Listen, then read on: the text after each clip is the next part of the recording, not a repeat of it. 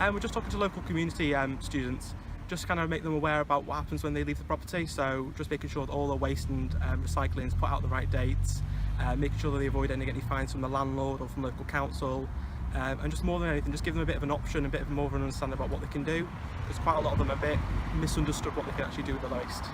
The big message is to try and get it out for Cardiff. Literally, any waste you've got, anything you don't want to keep in the property, is to try and get it out to avoid then the next students coming into the property having that same standard. So just trying to get it out for Cardiff, get all the waste collected and get as much of it recycled as we can.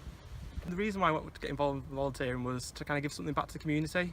I've always seen people volunteer in my local community back at home. I just wanted to give a little bit back as well. I really do enjoy the volunteering. You learn so many different skills that you can use in employment as well. So your communication skills, being able to talk to new people, your confidence as well builds, and you also learn a lot about Cardiff in general, so you see behind the scenes of how it all works, so you can have a bit of a more of an understanding about what happens in the local community.